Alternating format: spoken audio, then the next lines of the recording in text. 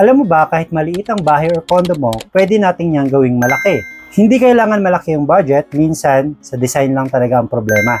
Good day mga boss, Architect John here, a registered and licensed architect here in the Philippines. Ngayon pag-uusapan natin ang 10 design tips ko para sa mga small spaces nyo. Mapabahay man yan, condo, townhouse, or apartment. Tara, pag-usapan natin yan. Tip number 1, gumamit ng light colors sa ating mga pader. Kasi pag gumamit tayo ng mga dark colors like black, brown, dark green, mas nagiging mukhang masikip yung space. Instead, gumamit tayo ng white, beige, off-white, light gray, etc. Basta pasok yung light shades natin. Ang result, mas maluwag at mas open tignan yung space natin. Especially sa mga condo unit na konti lang yung windows. Mas malaking tulong ito kaya makikita nyo mga condo unit, mas gumagamit sila ng lighter shades ng walls.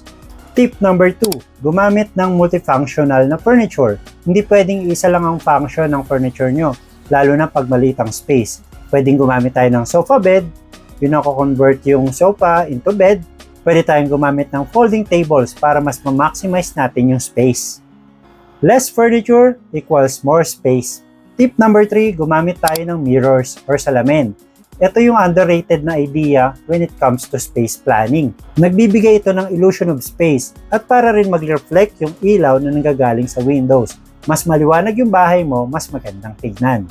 Tip number 4, gumamit ng mga wall storages. Hindi porke maliit yung space, maliit na rin dapat yung mga storage natin.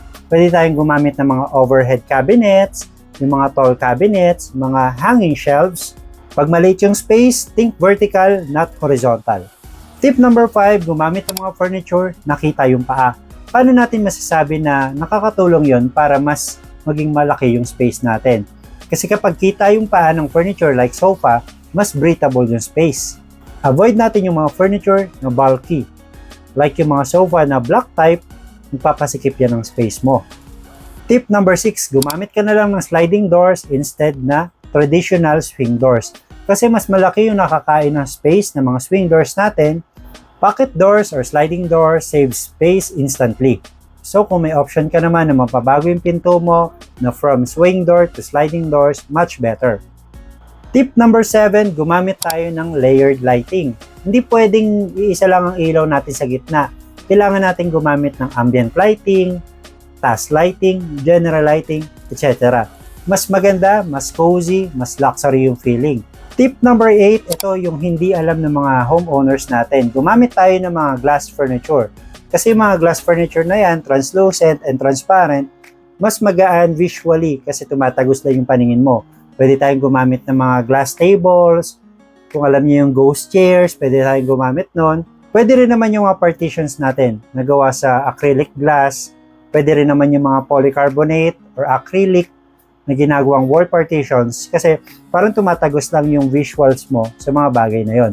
Mas maluwag yung space tingnan. Tip number 9, uso to sa mga gusto ng minimalist style. Less clutter. Mas konti yung gamit, mas malinis tignan. Mas tidy. Hindi porke maliit ang space, kailangan puno ng decoration o storage. Choose quality pieces instead of quantity.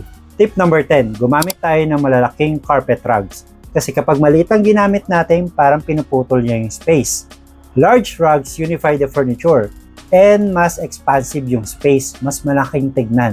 Mostly ginagamit ito sa ating mga living area, sa dining area, at pati na rin sa bedroom. Mas malaking carpet, mas malaking rug, mas magandang tignan. Yan mga boss, ang 10 tips ko para sa mga bahay nyo. Kahit maliit yan, pwedeng mas malaking tignan. Visually, architecturally, and based on interior design philosophy. If you learned something today, comment down below kung ano yung pinaka-useful na nagamit nyo sa inyong bahay. Don't forget to like, comment, and subscribe. See you in my next video. Peace!